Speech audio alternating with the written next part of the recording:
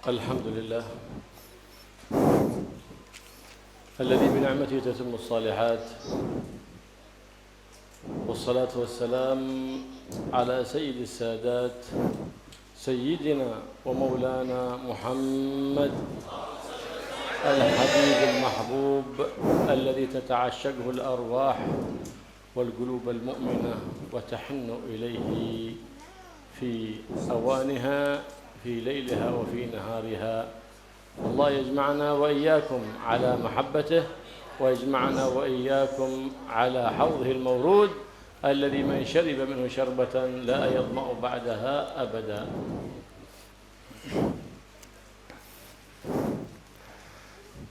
Bismillah, alhamdulillah, wassalatu wassalamu ala rasulillah wa ala alihi wa sahbihi wa mawala, amma ba'd.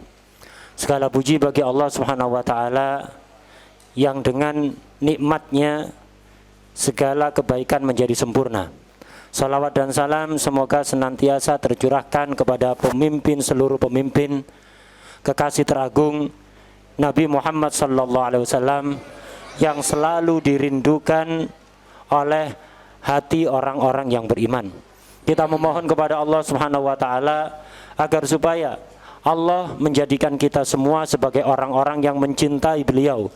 Dan kita juga memohon kepada Allah subhanahu wa ta'ala agar kita semua kelak dikumpulkan ada di telaganya, telaga beliau sallallahu alaihi wasallam, yang mana siapapun yang meminum seteguk air saja dari telaga itu maka tidak akan haus dan dahaga selama-lamanya.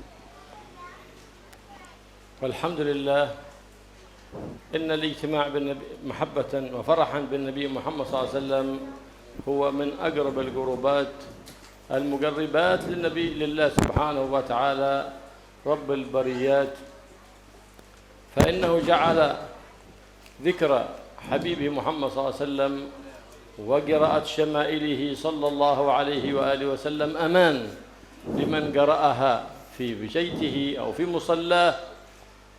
فالمحروم هو الذي لا يحضر هذه المجالس، المحروم هو الذي حرم نفسه وأحرم أهل بيته بدخول الرحمة والبركة بقراءة شمائل النبي محمد صلى الله عليه وآله وسلم، من حيث يظن أنه قائم على توحيد وشريعة النبي محمد صلى الله عليه وسلم، وذلك لجهله وبعده عن دين النبي محمد صلى الله عليه وآله وسلم. فقد قال ابن الجوزي أن قراءة مولد النبي محمد صلى الله عليه وسلم ومعنا مولد قراءة شمائله وأوصافه وسيرته صلى الله عليه وسلم أمان في ذلك العام لمن قرأه، أمان من كل بلاء وأذى، أمان من الفيروسات، ونحن نشتكي في هذا الزمان من الفيروسات، فأعظم علاج لها هو هذا الاجتماع على محبة النبي محمد صلى الله عليه وسلم والصلاة عليه. فقد رأى بعض الصالحين النبي محمد صلى الله عليه وسلم يقولوا يا رسول الله ما الخلاص من هذه البلية بعد نزول هذه الفيروسات؟ قال له صلى الله عليه وسلم الإكثار من الصلاة علي. فهذه من أعظم الأشياء. وإندونيسيا والحمد لله قد حفظها الله سبحانه وتعالى مع كثافة سكانها من هذه البليات، فهو ملطوف بها ببركة هذه المجالس، مجالس الصلوات، مجالس الذكر، ببركة المعاهد التي أسست على التقوى محبة في الله ومحبة في نشر الشرع حبيب الله محمد صلى الله عليه وآله وسلم وإحياء لسنته. حفظ الله هذه البلاد المباركة إندونيسيا، فهو ملطوف بها. لو نظرنا إلى العالم الخارجي كيف كانت فيه الأذيات والبليات وانتشار الأمراض الخطيرات، فإندونيسيا والحمد لله ملطوف بها ببركة هذه المجالس وببركة كثرة أهل البيت فيها وبركة مجالس الصلاة على النبي محمد صلى الله عليه وآله وسلم. فهو أقوى سبب لرفع هذه البليات ورفع هذه الفيروسات عن إندونيسيا وعن سائر بلاد الإسلام والمسلمين يا رب العالمين.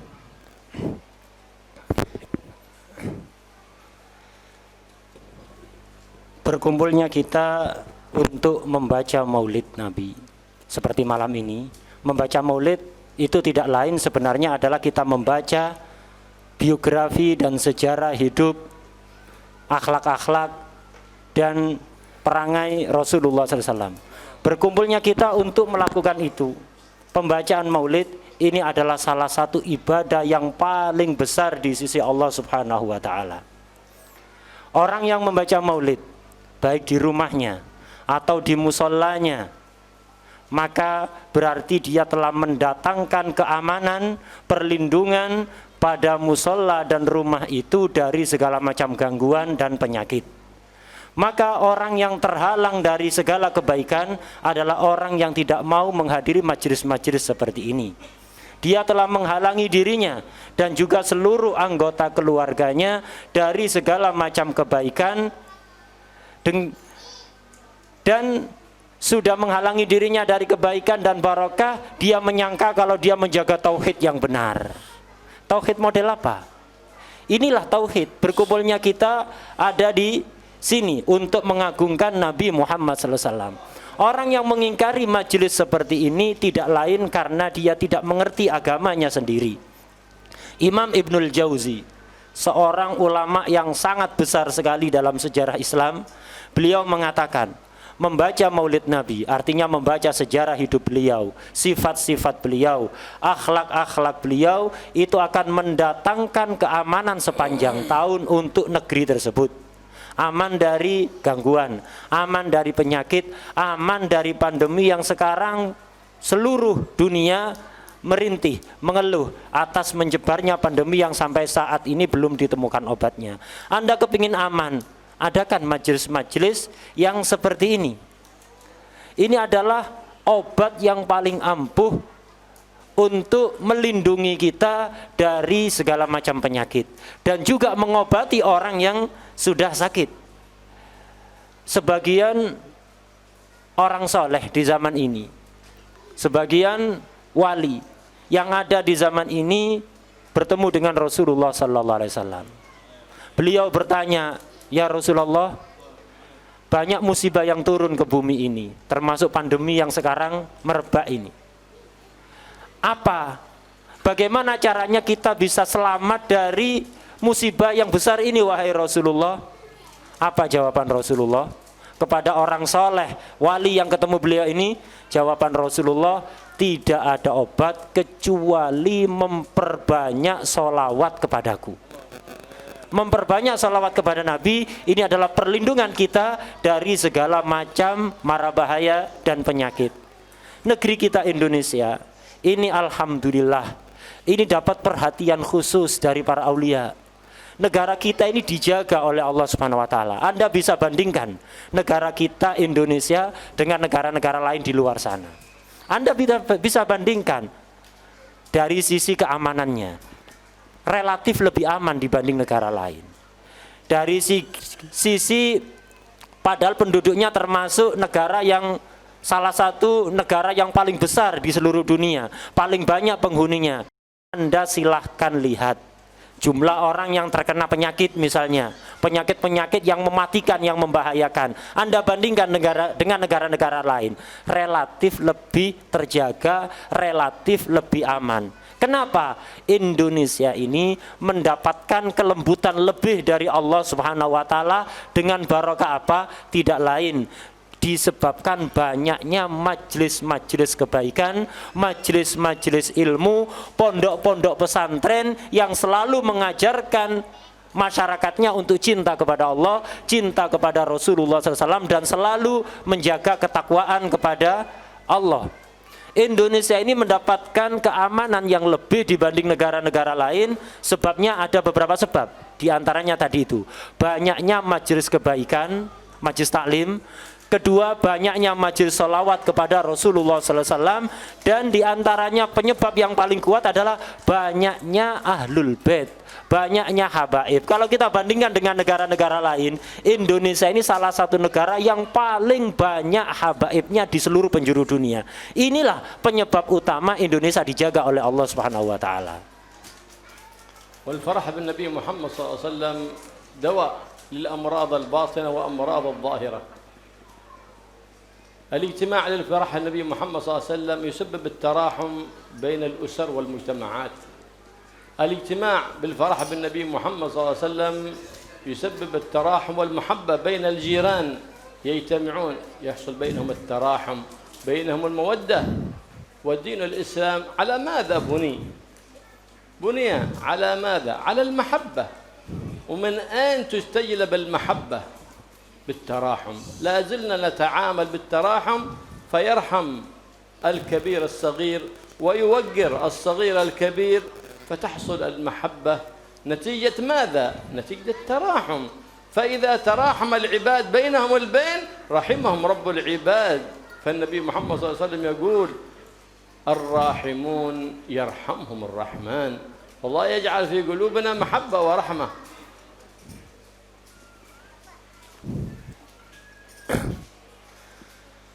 Gembira atas lahirnya Nabi, atas wujudnya Nabi, ini adalah obat dari segala macam penyakit, baik zahir maupun batin.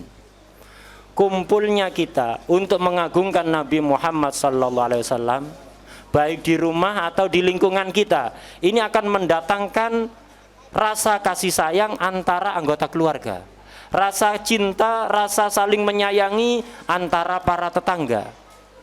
Agama kita Islam ini dibangun atas apa? Dibangun di atas pondasi mahabbah, pondasi cinta. Dari mana datangnya cinta? Cinta itu datang dari rasa saling menyayangi antara satu sama lain, sebagaimana yang diajarkan oleh Rasulullah SAW.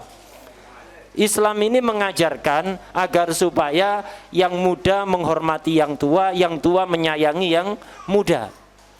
Dan kasih sayang antara anggota keluarga, antara tetangga, ini yang akan memancing datangnya rahmat Allah Subhanahu wa taala, sebagaimana dalam hadis ar-rahimun yarhamuhumur rahman.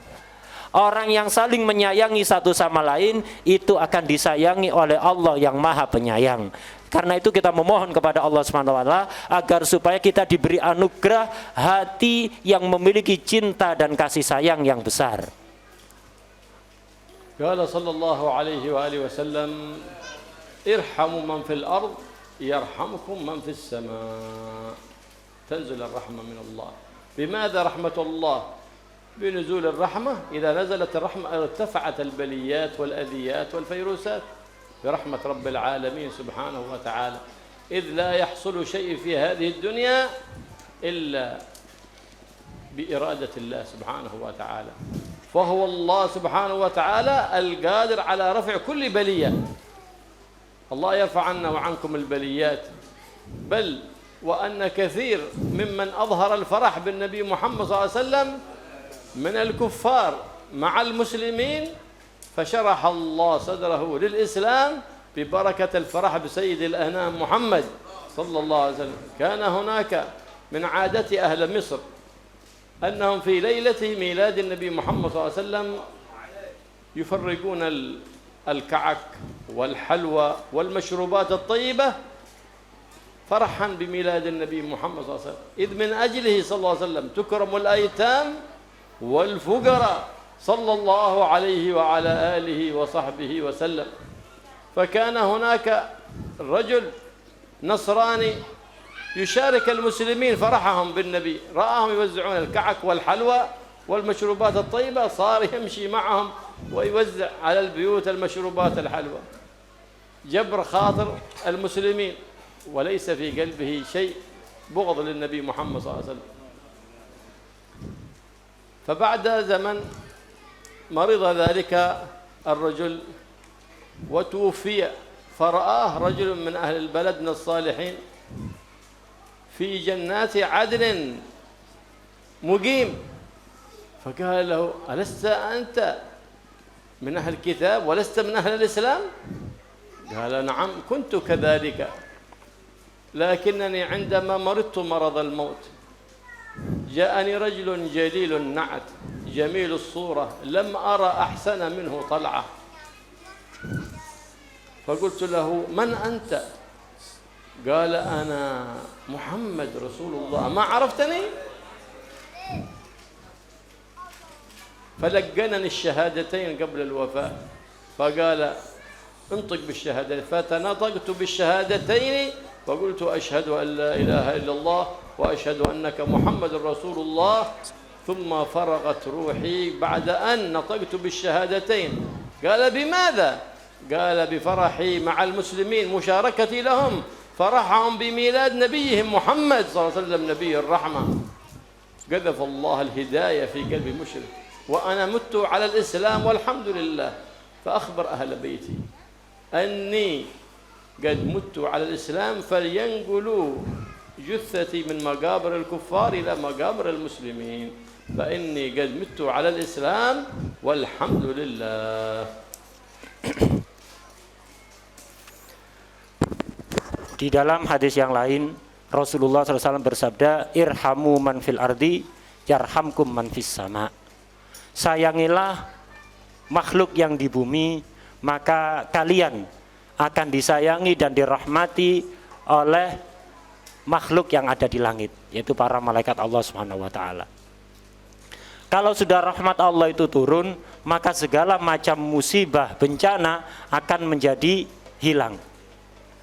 Semua yang terjadi di atas muka bumi ini, di dunia ini, itu pasti atas kehendak Allah. Terjadinya itu atas kehendak Allah, dan yang bisa menghilangkannya juga hanyalah Allah Subhanahu wa taala. Dan di antara sebab Allah akan mengangkat musibah itu adalah kegembiraan kita atas wujudnya dan lahirnya Rasulullah sallallahu alaihi wasallam.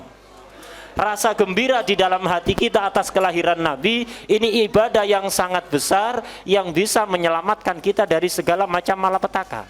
Bahkan ada cerita nyata, banyak beberapa diceritakan oleh para ulama, orang-orang kafir yang mati dalam keadaan Islam dan iman gara-gara ikut bergembira atas hari kelahiran Nabi Muhammad SAW.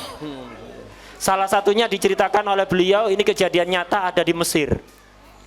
Termasuk tradisi warga Mesir, kalau sudah datang hari kelahiran Nabi, ya seperti saat ini, kalau sudah datang hari kelahiran Nabi, orang-orang Mesir itu biasanya membagikan makanan, kue, minuman kepada tetangga-tetangga. Ater-ater, istilah kita ater-ater. Kepada tetangga untuk sebagai ekspresi kegembiraan atas hari kelahiran Nabi.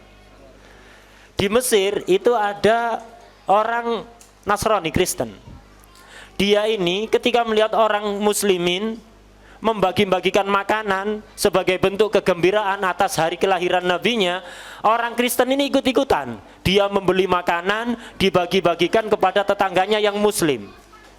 Dia ikut-ikutan bergembira atas lahirnya Nabi. Waktu itu dia masih belum muslim, dia masih Kristen. Dan memang dia hatinya itu tidak punya rasa kebencian kepada Nabi, tidak ada. Tidak pernah dia menistakan Nabi. Walaupun dia belum muslim, tapi dia menghormati Nabi. Bergembira ikut bersama orang muslim atas hari kelahiran Nabi. Kemudian ketika dia meninggal, ada yang aneh, yaitu ada sebagian orang yang terkenal soleh di Mesir, orang yang terkenal sebagai wali, orang soleh, mimpi ketemu orang Kristen tadi itu setelah matinya. Mimpi orang Kristen ini masuk surga. Orang soleh ini heran, bingung, loh kamu kok bisa? Akhirnya terjadi dialog di dalam mimpi orang soleh ini, ditanya, loh kamu kok bisa masuk surga? Bukankah kamu dulu itu orang Kristen, orang Nasrani? Si Nasrani menjawab, betul, memang dulu aku Kristen dulu. Tapi sebelum aku meninggal, ketika aku sudah sakit parah, sebelum aku meninggal, tiba-tiba ada orang yang datang menghampiriku. Orang yang sangat rupawan, tampan, gagah. Belum pernah aku melihat orang setampan itu dan segagah itu. Aku kemudian bertanya, engkau siapa? Orang tersebut menjawab, kamu tidak kenal aku. Aku adalah Muhammad Rasulullah sallallahu alaihi wasallam. Akhirnya aku kaget dan senang. Dan kemudian Rasulullah itu menuntun aku untuk membaca syahadat. Akhirnya aku pun membaca syahadat, asyhadu alla ilaha illallah wa asyhadu anna Muhammadar Rasulullah. Aku bersaksi bahwa tiada Tuhan selain Allah, dan aku juga bersaksi bahwa Nabi Muhammad adalah utusan Allah. Setelah aku mengucapkan kalimat syahadat, tidak lama aku mati. Dan sebelum aku mati, aku sudah berpesan pada keluargaku agar aku dimakamkan secara islami dan dimakamkan di pemakaman Islam karena aku sudah masuk Islam. Karena itulah sekarang engkau melihat aku berada di surga. Kemudian orang soleh tadi melanjutkan pertanyaannya, lu kok bisa kamu didatangi Nabi, dituntun syahadat oleh Nabi, apa sebabnya? Iya, sebabnya gara-gara aku sering bergabung ikut bersama orang muslim merayakan hari kelahiran beliau, bergembira atas hari kelahiran beliau. بهذه المظاهر من مظاهر الفرح بالنبي محمد صلى الله عليه وآله وسلم تحصل الرحمة والبركة، إذ أصل البركة ومعدنها حبيبنا محمد صلى الله عليه وعلى آله وصحبه وسلم، فذكره من ذكر الله، فمجلس المولد مجلس ذكر لله سبحانه وتعالى وذكر لحبيب الله محمد صلى الله عليه وآله وسلم. والنبي محمد صلى الله عليه وسلم يقول: ما اجتمع قوم يذكرون الله سبحانه وتعالى ابتغاء مرضات الله سبحانه وتعالى إلا ناداهم مناد من السماء أن قوموا مغفورا لكم قد بدل الله سيئاتكم إلى حسنات. فإذا حضرنا مجلس المولد ينبغي لنا أن ننوي نيات صالحة ونستحضر عظمة النبي محمد صلى الله عليه وسلم عند الرب الأكرم سبحانه وتعالى، فإنه ببركة الصلاة على النبي محمد صلى الله عليه وآله وسلم تستنزل البركات وتقضى الحاجات وترفع البليات والفيروسات.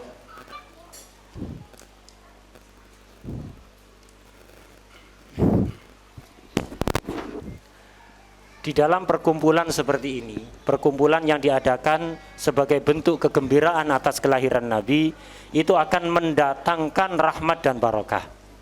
Karena sumbernya rahmat tidak ada lain adalah Nabi Muhammad SAW. Sumbernya rahmat Allah tidak lain adalah Nabi Muhammad SAW. Tidak ada ceritanya rahmat dan barokah diberikan oleh Allah, diturunkan oleh Allah yang tidak melalui Nabi Muhammad SAW. Menyebut Nabi Muhammad itu termasuk zikir kepada Allah. Majlis maulid seperti ini adalah hakikatnya adalah majlis zikir kepada Allah Subhanahu wa taala. Rasulullah SAW dalam salah satu hadis pernah bersabda, tidaklah sekelompok orang itu berkumpul berzikir kepada Allah, berniat mencari ridho Allah, kecuali Allah akan menyuruh malaikat untuk berseru.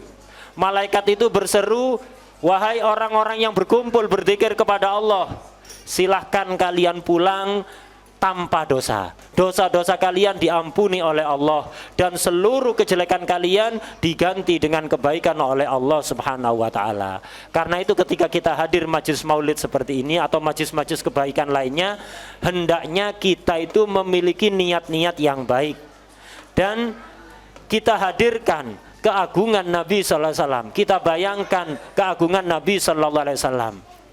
Dengan barokah salawat kepada Nabi sallallahu alaihi wasallam itu akan menurunkan barokah dan rahmat dari Allah SWT. Dan insya Allah semua hajat kita akan dikabulkan oleh Allah dan seluruh musibah, bencana, virus, penyakit akan diangkat oleh Allah SWT. شمائل النبي محمد صلى الله عليه وسلم إذا تليت نزلت الرحمة، وإذا تجسدت صفاته وشمائله في أمته كانت هي أعظم دعوة إلى الله لدخول الكفار في الإسلام، إذ أنه من اطلع على هذه الصفات الجميلة والأخلاق العظيمة إلا وآمن، ما بأغضه أحد إلا وهو مبغوض والعياذ بالله، كما قال الله سبحانه وتعالى: إنا أعطيناك الكوثر.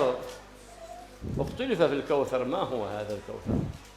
قيل أنه الكوثر هو نهر في الجنة خاص بالنبي محمد صلى الله عليه وسلم، وقيل الكوثر هم أهل بيت النبي محمد صلى الله عليه وسلم، لأنهم من الحسن والحسين تكاثرت هذه الذرية كلها أهل بيت النبي محمد صلى الله عليه وسلم. وأعطي صلى الله عليه وآله وسلم مقاليد السماوات والأرض. إن شانئك هو الأبتر. من الشاني؟ هو المبغض. الشاني المبغض للنبي محمد صلى الله عليه وسلم. فما وقع من بغض أو استهزاء، علامة البغض بالنبي محمد صلى الله عليه وسلم فذاك هو الأبتر المقطوع. وكل من أيده بكلمة أو بفعل فهو أبتر مقطوع في الدنيا وفي الآخرة.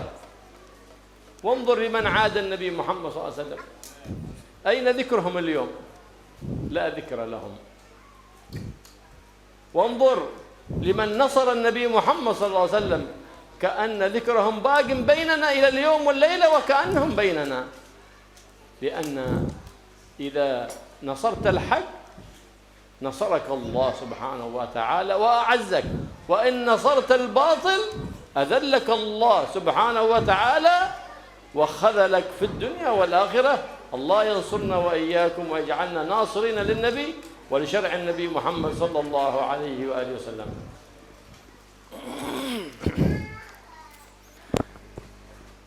Kepribadian Nabi, sifat-sifat Nabi, akhlak Nabi, keseharian Nabi, sejarah Nabi, itu kalau dibaca akan menurunkan rahmat. Termasuk kitab-kitab maulid itu isinya itu, tidak ada yang lain. Jadi membaca sejarah Nabi, keseharian Nabi, biografi Nabi, itu akan menurunkan rahmat yang sangat besar dari Allah Subhanahu wa taala. Akhlak Nabi itu kalau terwujud pada umat Islam, kalau dipraktekkan oleh umat Islam, ini adalah merupakan dakwah terbesar yang akan menyebabkan orang-orang kafir masuk ke dalam agama Islam. Jadi dakwah terbesar itu bukan dengan ngomong, tapi dengan menerapkan akhlaknya Nabi. Kalau umat Islam mau menerapkan Nabi, orang kafir tidak usah dijak masuk Islam, tertarik sendiri. Karena tidak akan ada satu orang pun yang melihat akhlak Nabi kecuali dia akan tertarik untuk mengikutinya. Orang yang benci melihat akhlak-akhlak Nabi, ini berarti pertanda orang itu dibenci oleh Allah Subhanahu wa taala. Di dalam Al-Qur'an Allah berfirman, "Inna a'tainakal kautsar." Sesungguhnya aku Allah telah memberikan kepadamu wahai Muhammad Al-Kautsar. Ulama pakar tafsir berbeda pendapat menafsiri Al-Kautsar ini. Ada yang menafsiri Al-Kautsar ini adalah telaga, sungai yang airnya mengalir dari surga, yang itu merupakan kekhususan milik Nabi Muhammad SAW. Sebagian ulama ahli tafsir mengartikan Al-Kautsar ini maksudnya adalah cucu-cucu beliau, ahlul bait beliau, yaitu para habaib yang sangat banyak bertebaran di seluruh penjuru dunia. Itu yang dimaksud dengan Al-Kautsar. Kemudian dalam terusan ayat itu Allah berfirman, "Inna syani'aka huwal abtar." Sesungguhnya orang yang membencimu wahai Muhammad, dia akan terputus. Dia akan terputus. Siapapun yang membenci Nabi Muhammad, menghina Nabi Muhammad atau menistakan Nabi Muhammad, dia akan terputus di dunia maupun di akhirat. Bukan hanya yang menistakan, bukan hanya yang menghina, tapi siapapun yang mendukung, yang pro kepada orang atau membela orang yang menistakan Nabi akan diputus oleh Allah baik di dunia maupun di akhirat. Tidak akan dikenang kebaikannya dia. Kita silahkan pelajari sejarah. Dulu di zaman Nabi banyak sekali yang membenci Nabi. Sekarang ada dari mereka yang masih disebut-sebut kebaikannya? Enggak ada. Tapi silahkan Anda perhatikan bagaimana orang-orang yang dulu membela Nabi, para sahabat-sahabat yang mendukung dakwanya Nabi, sampai sekarang masih dikenang seolah-olah mereka masih ada. Namanya terus disebut-sebut setiap saat oleh orang Islam sampai sekarang. Dan begitulah orang yang membela kebenaran, maka dia akan dibantu oleh Allah, akan dikekalkan oleh Allah, sampai kapanpun akan dikenang kebaikannya. Tapi sebaliknya, orang yang membela kebatilan akan dihinakan oleh Allah Subhanahu wa taala. Kalaupun dia dikenang, akan dikenang kebatilannya dan kejahatannya. Allah Subhanahu wa taala athna ala nabiyhi Muhammad sallallahu alaihi wasallam faqala wa innaka la'ala khuluqin 'azim. Ma qala wa innaka la'ala ibadatin 'azimah ولا على نسك عظيم، أي قال وعلى خلق عظيم. بأخلاقه صلى الله عليه وآله وسلم هدى الناس وحبب الإسلام إلى الناس بأخلاقه صلى الله عليه وآله وسلم. فلهذا يقول النبي محمد صلى الله عليه وسلم: إنكم لن تسعوا الناس بأموالكم مهما أعطيتم من مال، ولكن تسعوهم بأخلاقكم. بأخلاقكم. لهذا أوصى أب ابنه فقال له: لا تسكن إلا في أحسن البيوت. كيف أسكن أحسن البيوت وأنا في الفقر المدقع، في غاية الفقر؟ فقال له تخلق بالخلق الحسن تتحبب إلى عباد الله سبحانه وتعالى فيحبونك. فأحسن البيوت هي قلوب العباد المؤمنة، هذا أحسن بيت إذا سكنت فيه فقد أحبك الله وأحبك العباد لله سبحانه وتعالى. لا تسكن إلا في أحسن البيوت. هذه هي أحسن البيوت. بماذا تحصل عليها؟ بالخلق الحسن، كما قال سيدنا ومولانا محمد جد الحسن: إن أحسن الحسن الخلق الحسن.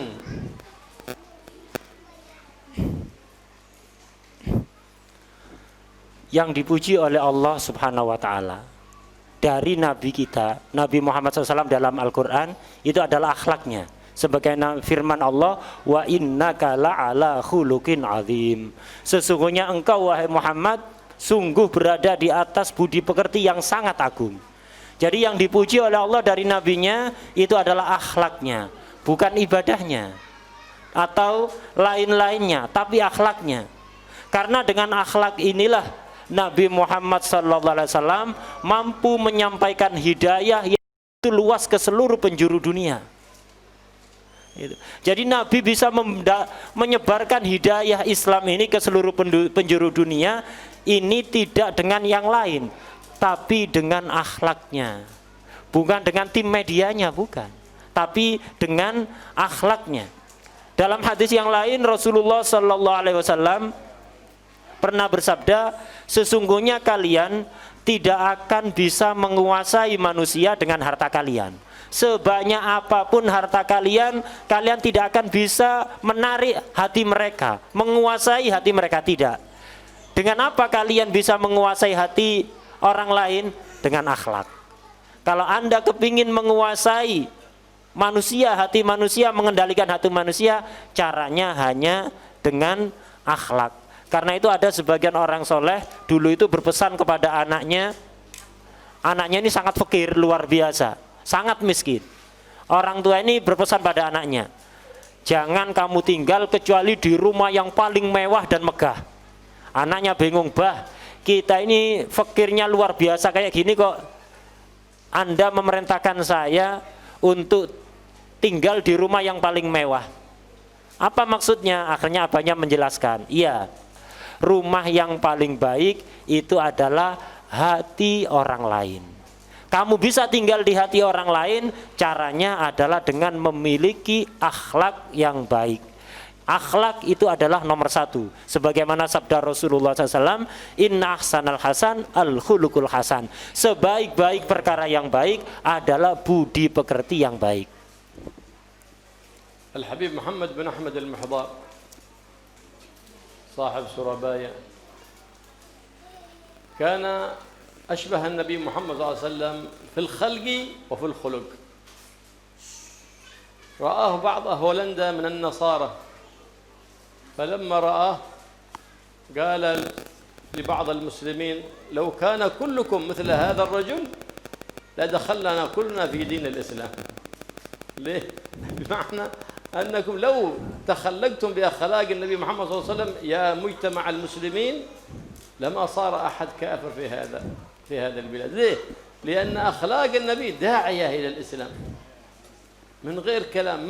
ما يرى الجميل أحد إلا ويميل قلبه إلى الجميل، لأن كل أفعال النبي جميلة، أقوال النبي جميلة، وكل الأخلاق الحسنة والآداب المستحسنة كلها مأخوذة من سيرة النبي محمد صلى الله عليه وسلم، فهو المعلم الأعظم والمرشد الأعظم المتكلم نائب عن الرب الأكرم سبحانه وتعالى محمد صلى الله عليه وآله وسلم. Akhlak tadi disinggung oleh beliau bahwa akhlak yang baik akan dengan sendirinya mengajak orang lain untuk melakukan kebaikan tanpa perlu bicara. Dulu itu ada seorang habib besar namanya Habib Muhammad bin Ahmad al-Muhdar. Beliau dimakamkan ada di Surabaya. Beliau dari Hadramut tinggal di Surabaya di masa penjajahan Belanda. Waktu itu negara kita masih dikuasai oleh Belanda. Habib Muhammad bin Ahmad Al-Muhdari ini orang yang wajahnya, perawakannya itu mirip dengan Nabi. Akhlaknya juga sangat mirip dengan Nabi Sallallahu Alaihi Wasallam. Pernah suatu ketika ada salah satu pejabat Belanda itu melihat Habib Ahmad bin Muhammad Al-Muhdar. Ketika beliau melihat Habib Ahmad ini, beliau langsung ketika orang Belanda ini, ketika pejabat Belanda ini melihat wajah Habib Muhammad bin Ahmad Al-Muhdar ini, dia si Belanda ini mengatakan, "Wahai orang Indonesia, orang yang muslimin, jika seandainya kalian orang Islam yang Indonesia akhlaknya sama seperti Habib ini, kami orang Belanda bakal masuk Islam semuanya tanpa kalian ajak." Ini Habib ini melihat wajahnya saja sudah kelihatan ini bukan wajah pembohong. Kalau kalian orang Indonesia yang muslimin akhlaknya sama seperti Habib Muhammad bin Ahmad Al-Muhdar ini, kami orang Belanda semuanya yang ada di sini bakal masuk Islam tanpa perlu kalian ajak. Dan begitulah memang akhlak yang baik itu akan menyebabkan orang kafir akan tertarik untuk masuk Islam tanpa perlu diajak. Karena akhlak yang baik itu yang akan mengajak mereka untuk masuk Islam. Akhlak yang baik, akhlaknya Nabi, sabda-sabdanya Nabi semuanya baik. Dan seluruh akhlak yang baik yang dimiliki orang lain itu semuanya bersumber dari Nabi Muhammad sallallahu alaihi wasallam. الله يوفقنا وإياكم لنتدارك ما فرطنا من أخلاق النبي محمد صلى الله عليه وسلم وما قصرنا نحن في أنفسنا من أخلاق النبي صلى الله عليه وسلم يمكننا أن نتداركها في أولادنا فنربيهم على الأخلاق الحسنة والآداب الطيبة فإنك إن فعلت ذلك سعدت بهم في الدنيا وقرت عينك بهم في الآخرة. Karena itu kita memohon kepada Allah Subhanahu wa taala agar supaya kita bisa memperbaiki akhlak kita yang sangat jauh dari akhlaknya Nabi Muhammad SAW. Semoga kita bisa berangsur-angsur memperbaiki akhlak kita agar supaya akhlak kita ini mirip dengan akhlaknya Nabi Muhammad SAW. Kalau dulu kita ceroboh, kita tidak mendapatkan pendidikan akhlak sebagaimana akhlaknya Nabi. Ini jangan kita kemudian menerima keadaan begini saja. Kita harus memperbaiki diri kita, dan yang juga sangat penting sekali, kita juga harus memperbaiki akhlak ini. Jangan hanya kepada kita, tapi juga anak-anak kita. Jangan sampai anak-anak kita sama seperti kita, akhlaknya sangat jauh dari akhlaknya Nabi Muhammad SAW. Ini yang harus betul-betul kita perhatikan. Anak kita harus kita didik agar supaya memiliki akhlaknya Nabi. Kalau kita mau melakukan itu, maka dipastikan Anda akan bahagia dengan anak-anak Anda semuanya di dunia ini, dan mereka akan menjadi penyebab kebahagiaan Anda ada di akhirat kelak. كيف أخلاق النبي محمد صلى الله عليه وسلم في غزوة أحد عندما ضرب بالسيف حتى دخل حلقة المغفر في وجنته صلى الله عليه وسلم وكسرت رباعيته وضرب في كتفه حتى صار يتألم وحفرت له الحفرة فسقط فيها. مع هذا ماذا يقول الحبيب محمد صلى الله عليه وسلم؟ اللهم اهدي قومي فإنهم لا يعلمون. عندما اصطف في أهل الطائف صفوفا يرمونه بالحجارة حتى سال الدم من قدمه صلى الله عليه وسلم، عندما دخل البستان ليستريح ماذا قال؟ اللهم اهدي قومي فإنهم لا يعلمون. هذا شأن النبي محمد صلى الله عليه وسلم. والذي يسب النبي أو يستهزئ بالنبي إنما يسب نفسه ويستهزئ بنفسه لأنه يضر نفسه. أما الكريم محمد العظيم محمد لا ينقص من قدره شيء، إنما الناقص هو الذي تعرض له. المبعود عن رحمة الله هو الذي وقع في شتمه وأذيته أو أذية دينه أو استهزأ بقرآن نبينا محمد صلى الله عليه وسلم. فإن يتعين على كل مسلم نصرة النبي محمد صلى الله عليه وسلم ونصرة شرع النبي محمد صلى الله عليه وسلم. فإن علمنا بمن وقع في سب للإسلام أو للمسلمين أو إذا للنبي محمد الرؤوف الرحيم ولم نستطع لا بقول ولا بفعل فلا أقل من أن نجتهد في الدعاء بأن الله يهلكهم عددا ويشتتهم بددا ولا يبقي منهم أحدا غيرة على النبي محمد صلى الله عليه وآله وسلم فإنه من نظر إليه بقلب صافي ونظر إلى شمائله وقع النور في قلبه وهداه الله إلى الإسلام ومن نظر إليه إنما بصورة منتقد مبغض لم يهتدي إلى الإسلام فالله يجعل في قلوبنا وقلوبكم غيرة على دين النبي محمد صلى الله عليه وسلم ومحبة للنبي محمد صلى الله عليه وسلم ونصرة لشرع النبي محمد صلى الله عليه وآله وسلم. Salah satu gambaran betapa mulia akhlak Rasulullah SAW, yaitu yang ditampakkan oleh beliau ketika perang Uhud. Perang Uhud ini perang antara beliau Nabi beserta muslimin menghadapi orang-orang kafir Mekah, yang mana Nabi dakwah selama 13 tahun ada di Mekah diganggu oleh mereka. Setelah Nabi hijrah ke Madinah masih saja diserang oleh mereka kafir Mekah. Sudah 13 tahun tidak puas, Nabi hijrah ke Madinah diganggu. Ketika perang Uhud ini Nabi terluka. Nabi terluka di wajahnya sampai mengalir darah. Gigi depannya pecah. Terjatuh ke lubang jebakan yang mereka buat sampai pingsan. Kemudian ketika jatuh itu, saking dalamnya lubang, topi besi yang dikenakan oleh Nabi itu bagian besinya ada yang menancap kepada bagian wajah Nabi. Sampai pingsan Nabi, mengalir darahnya Nabi, pecah giginya Nabi.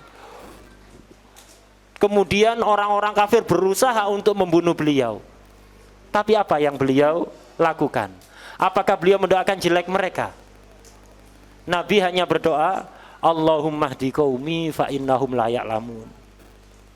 Ya Allah, berilah hidayah kepada kaumku karena sebenarnya mereka belum tahu siapa aku sebenarnya. Mereka berlaku seperti itu karena mereka belum mengenalku. Karena itu jangan siksa mereka ya Allah, tapi berikanlah hidayah kepada mereka. Ini akhlaknya Nabi. Kemudian di kesempatan yang lain ketika beliau dakwah di Mekah diganggu, mau dibunuh, kemudian segala pintu dakwah seolah-olah tertutup, Nabi mencoba dakwah ke daerah Taif, daerah di luar Mekah. Nabi mencoba dakwah ke Taif dengan harapan orang-orang Taif lebih lunak hatinya, lebih bisa menerima dakwah beliau. Tapi apa yang terjadi? Ketika beliau sampai di Taif, disambut dengan lemparan batu, dengan cacian, dengan upaya pembunuhan. Tidak cukup orang-orang dewasanya yang melakukan itu, mereka ngumpulkan anak-anak kecil untuk berbaris ketika Nabi sudah mau pulang meninggalkan Taif. Orang-orang Taif ini dari kurang ajarnya, mereka menyuruh anak-anak kecil, orang-orang gila, orang-orang bodoh untuk berbaris dua saf. Nabi lewat di tengah-tengahnya, Nabi dilempari batu di perjalanan pulangnya. Tidak cukup menyambut dengan gangguan, dengan upaya pembunuhan, tapi Nabi ketika mau pulang meninggalkan Taif pun masih dilempari batu, sampai Nabi terjatuh, bangkit, dilempari batu, terjatuh lagi, sampai kemudian beliau beristirahat ada di kebun. Kemudian Nabi berdoa pada Allah. Apa doa Nabi? Apakah berdoa membinasakan mereka? Tetap doa Nabi seperti di perang Uhud. Allahumma hdi qaumi fa innahum la ya'lamun. Ya Allah, berilah hidayah kepada kaumku karena sesungguhnya mereka melakukan ini semua karena belum mengenal siapa aku sebenarnya. Karena itu berilah hidayah mereka, jangan engkau binasakan. Nah, ini akhlaknya Nabi Muhammad SAW. Ketika pribadinya diganggu, maka beliau selalu memaafkan. Nabi diganggu, bagi Nabi itu urusan pribadi. Tapi kalau Nabi dicaci, diganggu, bagi umatnya bukan urusan pribadi, bagi umat muslim. Ini adalah urusan agama. Jadi jangan salah paham. Jadi ketika Nabi dicaci, dihina, bahkan mau dibunuh. Bagi Nabi itu urusan pribadi, makanya Nabi memaafkan. Tapi kalau bagi kita umatnya, ketika ada orang yang mencoba melecehkan Nabi, menistakan Nabi, ini bukan urusan pribadi yang bisa seenaknya kita memaafkan begitu saja. Ini bukan urusan pribadi, tapi urusan besar yang berkaitan dengan agama kita. Karena itu wajib hukumnya bagi kita ketika melihat ada orang menistakan Nabi, melecehkan Nabi, untuk membela Nabi. Kalau kita tidak berdaya, kita tidak bisa melakukan apa-apa, jauh kita di Indonesia, jauh tidak bisa melakukan apa-apa. Kita ngomong juga tidak ada faedahnya. Kita mau melakukan tindakan, aksi dengan tindakan nyata juga tidak mampu. Maka minimal kita berdoa. Jadi berdoa semoga siapapun yang berusaha menghancurkan Islam, berusaha merendahkan dan menistakan Nabi, semoga segera dibinasakan oleh Allah Subhanahu wa taala. Itu minimal yang bisa kita lakukan. Itu. Orang yang mencaci Nabi, menistakan Nabi, itu sebenarnya dia mencaci dan menistakan dirinya sendiri. Nabi tidak akan menjadi rendah dengan cacian itu dan dengan penistaan itu. Justru yang mencaci dia telah merendahkan dan menistakan dirinya sendiri. Orang kafir itu kalau melihat Nabi dengan hati yang bersih, seperti tadi cerita orang Nasrani yang di Mesir, maka biasanya akan diberi hidayah untuk masuk Islam oleh Allah SWT. Tapi kalau orang kafir yang membenci Nabi, itu biasanya sangat sulit untuk bisa masuk Islam, itu biasanya jarang terjadi. Allah Subhanahu wa ta'ala yaqul fi kitabih, inna kafaynakal mustahzi'in.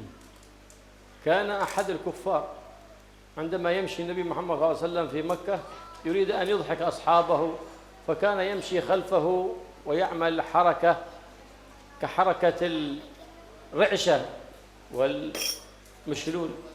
فلما التفت النبي محمد صلى الله عليه وسلم قال له كن كذلك، فبقي إلى أن مات كافرا والعياذ بالله وهو على هذه الحركة من الهزة والرعشة. ليه؟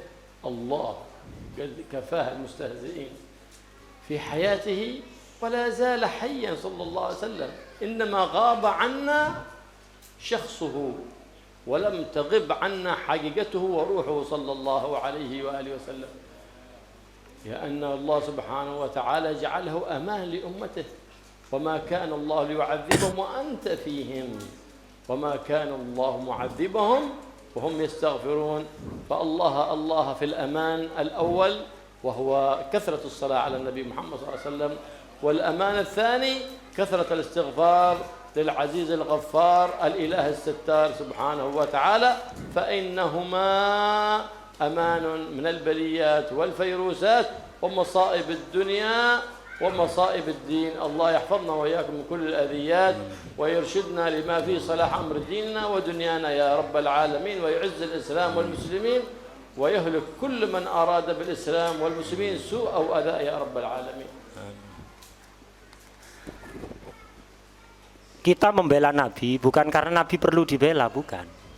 Tapi itu sebagai bentuk kepedulian kita, iman kita kepada beliau, sebagai pertanda kalau kita masih beriman kepada beliau. Nabi tidak perlu dibela. Nabi tidak perlu dibela. Kenapa? Allah yang akan bela Nabi. Cuman kita kenapa harus peduli ketika Nabi dicaci, dinistakan? Itu sebagai tanda kalau kita masih beriman. Kalau kita tidak punya rasa marah ketika Nabi dicaci, ketahuilah di hati Anda berarti sudah tidak ada iman lagi. Yang akan bela Nabi Allah. Jadi Nabi tidak perlu pembelaan kita yang perlu untuk bela Nabi. Allah Subhanahu wa taala berfirman dalam Al-Qur'an, "Inna kafainakal mustahziin." Aku yang akan membelamu wahai Muhammad dari orang yang menistakan kamu. Dulu di zaman ketika Nabi masih hidup, ada orang kafir Mekah itu menghina Nabi. Ketika Nabi berjalan, orang ini mengikuti di belakang Nabi.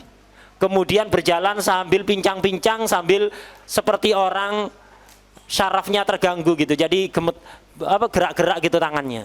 Seperti orang yang kejang gitu. Seperti orang yang kejang dan sambil pincang-pincang berjalan di belakang Nabi, tujuannya melecehkan Nabi biar jadi bahan tertawaan orang-orang kafir yang lain. Akhirnya Nabi melihat orang itu. Nabi akhirnya mengatakan, "Kun kadzalik." Jadilah kamu seperti itu. Akhirnya sampai mati orang itu terus begitu, pincang dan seperti orang kejang-kejang terus kalau jalan. Ini Allah yang langsung akan bela Nabi Muhammad sallallahu alaihi wasallam. Nah, itu. Nabi itu tidak meninggalkan kita. Yang meninggalkan kita hanya jasadnya. Rohnya Nabi tetap ada di sekitar kita. Yang gaib, yang tidak ada, yang meninggalkan kita hanya badannya. Rohnya Nabi masih ada. Dan kalau Nabi ada di tengah-tengah kita, ini adalah jaminan keamanan dari Allah Subhanahu wa taala. Dalam Al-Qur'an Allah berfirman, "Wa ma kana Allahu mu'adzibahum wa anta fihim, wa ma kana Allahu yu'adzibahum wa hum yastaghfirun." Allah tidak akan menyiksa mereka kalau engkau ada di tengah-tengah mereka, wahai Muhammad. Dan Allah tidak akan menyiksa mereka selama mereka banyak istighfar. Ayat ini memberikan pemahaman bahwa jaminan keamanan dari azab Allah itu ada dua. Yang pertama adalah kalau Nabi ada di tengah-tengah kita. Bagaimana caranya? Perbanyak sholawat. Perbanyak sholawat kepada Nabi, maka Nabi akan ada selalu di tengah-tengah kita, dan itu akan menjadi keamanan bagi kita dari azab Allah. Yang kedua adalah perbanyak istighfar. Orang yang banyak istighfar, insya Allah akan diselamatkan dari azab Allah Subhanahu wa taala. اللهم يا من فقه الخير وعن وعلينا الخير وعنا عليه. اللهم انا نباتنا في فلا تجعلنا حصادا لامتك. اللهم اصنع عجبنا في الامور كلها واجرنا من خزي الدنيا وعذاب الاخره يا مالك الدنيا والاخره.